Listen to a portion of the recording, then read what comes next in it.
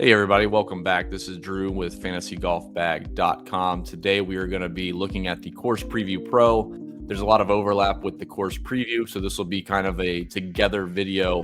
The main difference is that the Course Preview Pro has a few more charts and a little bit more data on a few of the sections than the regular Course Preview does. But you'll see that there is a good bit of overlap, and then as we get into more granular data, it is missing from the regular Course Preview, and you would have to upgrade to Pro in order to see it. So we'll hop right into it.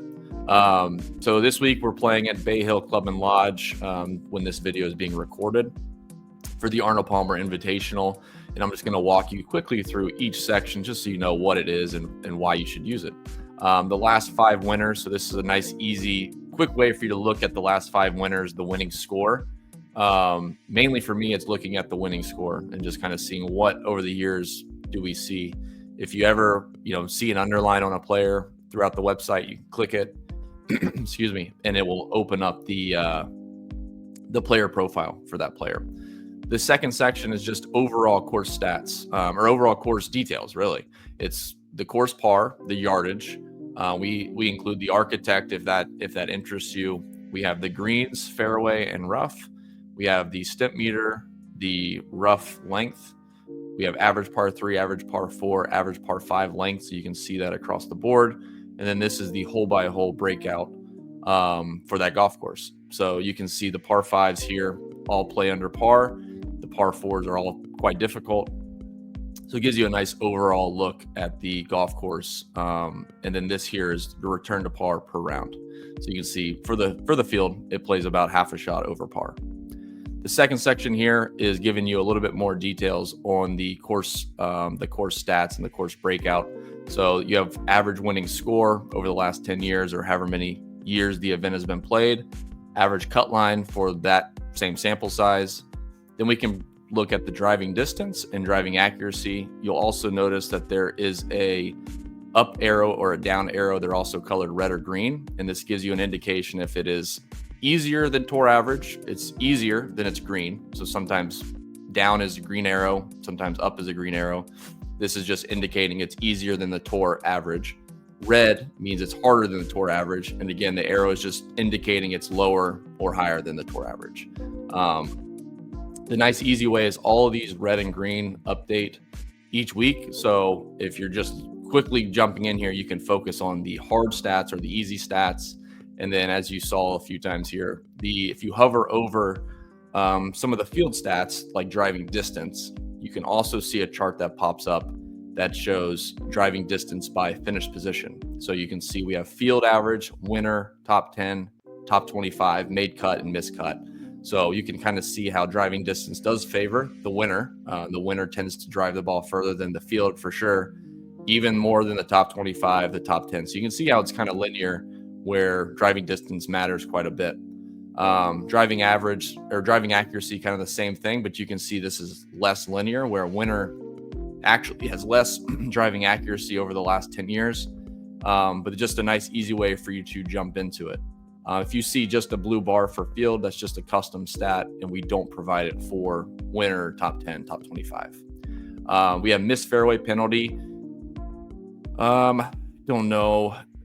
Yeah, so basically missed fairway penalty and distance penalty are kind of hand in hand with the driving stats. So this tells me when a player misses the fairway, what is their increase in score relative to the players that hit the fairway. So that's the missed fairway penalty. So, a higher score, a higher penalty means the rough was more penalizing or the fairways were more generous and allowed for more birdies. The distance penalty is somewhat in the same category. We're trying to penalize distance. So if a player drove it less than the field average on any hole, this is giving you a indication of their score relative to the players that hit it at field average or higher. So basically, if you consider a course where distance would matter, you would see a bigger distance penalty. If you hit it shorter than the field average, you're going to probably score higher than the players hitting it further. So again, an indication that the distance is important. We have left rough tendency and right rough tendency. Proximity to hole, we have green irregulation percent. This is just all green irregulation for all players. We have missed green irregulation penalty. Again, just the penalty for missing a green in regulation. Typically, this is pretty high for the PGA Tour because guys aren't making birdies when they miss the green and likely are making bogeys. So you'll see it's over half a shot generally. 0.7 is right up there with tour average. We also have a green in regulation from the fairway and from the rough. This is pretty handy, especially for a week like this. Green regulation from the fairway just gives you an idea of, is this really a tough golf course into the green? So like green regulation from the fairway is down from the tour average. Okay, that's a good thing to know. How is it from the rough? Kind of goes hand in hand with the missed fairway penalty. Green regulation from the rough is 16% less here than the tour average. So you can see the rough is extremely, extremely difficult to hit greens from. We want to be avoiding that. We don't want our players bomb and gouging it on this golf course. We have scrambling percentage, birdie or better, and bogey or worse. Pretty simple stats just for the golf course.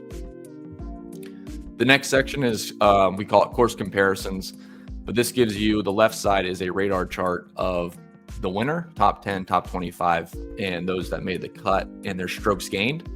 So this is basically giving you a look for the actual event. This has nothing to do with lead-in stats. This is saying, on average, whatever the length of time this tournament has been run, the winner has gained 5.6 strokes, which is more than the top 10 gaining 3 strokes. So it gives you a relative indication of where the winner, top 10, top 25, kind of increase their finish position. Where do they increase it from, or how do they increase it? The middle section is driving distance distribution. This gives you an idea on the golf course. So like up here, we just saw driving distance of 290.1, but we know that every hole isn't going to be 290.1. It's going to be, some longer, some shorter, and we want to know what that distribution actually is. So this course, you can see the 290, which this was indicated was 8 yards less than tour average. We actually have quite a few 270 to 290, 290 to 310, and a few 230 to 250, which skews that number. So again, just gives you an idea for the golf course. We want to see exactly how many tee shots they're going to have in each of those buckets. This is a field average number, giving you an idea of, how often they're going to hit drivers and what kind of length they're going to need. Approach distance distribution. This is the overall course approach shot distance. Basically, you're looking at how often, what's the frequency that players have 200 plus, 175 to 200 and on down. The line indicates the tour average, so it gives you an idea if this course is going to have more or less than a regular PGA Tour course. So you can see here, it's actually pretty much in line with, it's slightly less, but it's pretty much in line with the PGA Tour average. And then the 200 is slightly more. Again, just gives you an idea of what you can look to when you start to dive into the Stat Model Pro or the Approach IQ, which is also fantastic. Past winners and lead-in stats. So this is pretty cool. We pull in the last 10 years of winners. The course preview, regular course preview, free version does not include the lead-in stats, and it only includes the last 5 winners, I believe. So what we do here is we pull in the winners, and then we want to look at what type of form they brought to this event specifically. It's one thing to say the winners here do well, with their approach. Every event they do well with their approach, but like off the tee is more important here or not. Well, I want to see what those guys did coming into that week, because something like RBC Heritage, where off the tee is not a way for you to gain on the field, a lot of times if you've looked at the winners there, they've been the best off the tee players for the last several events. So I'm really looking for trying to determine what does the average winner profile look like, and that's what this first box looks to kind of summarize for you. We have average odds for the winner of 67 to 1, average DraftKings salary of 94.56. Average winner profile -12. We know that from above. It's a -12 average winning score. And then here are the lead-in stats. So this is just giving you an average of all the winners, and you can see it's all green. Every winner over the last 10 years, the average has been a green down the board. Great ball strikers, good iron players, making birdies, avoiding bogeys, everything in between. And then we can get into the specifics. We can look at Scotty, Kitayama, Scotty again, Bryson, and look at what type of stats did they bring in before they won that event. And again, you can go all the way back. So you can see Even years when Rory won, off the tee was good, approach wasn't good, around the green wasn't good.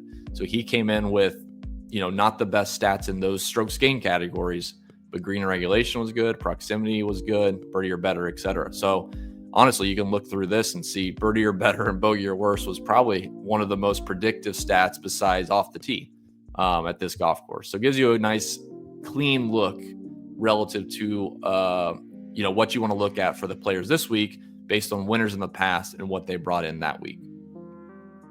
This is the field history. This is just basically course history for the field.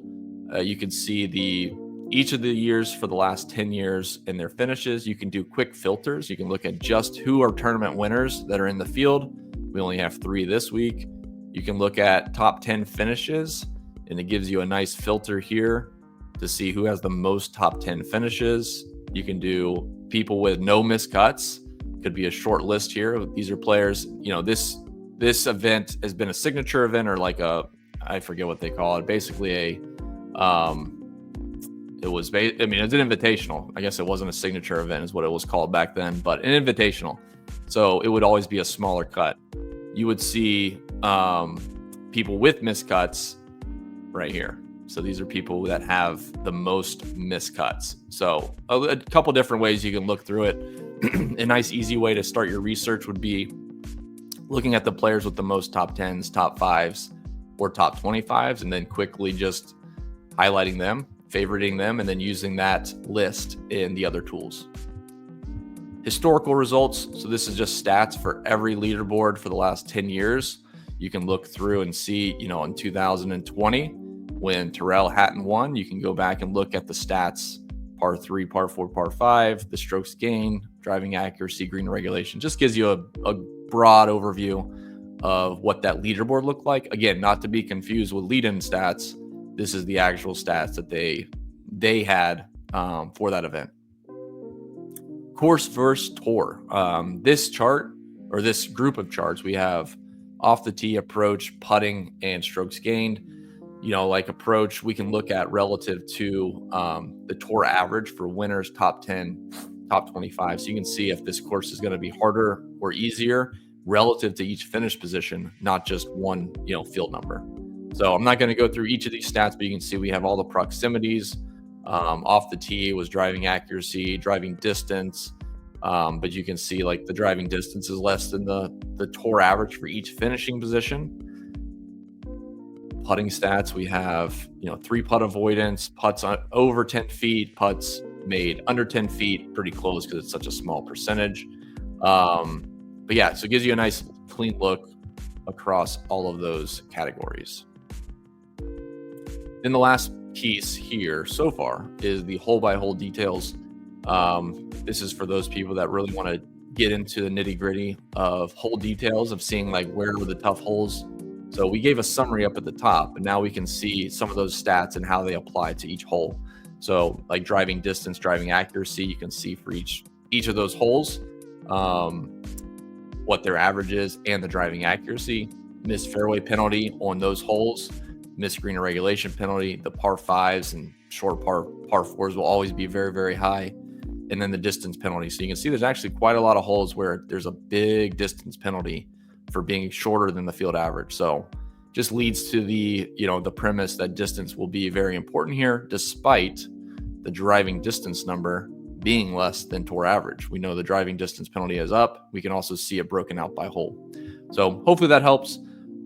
Best of luck, and we'll be posting some more videos to preview some of the other tools.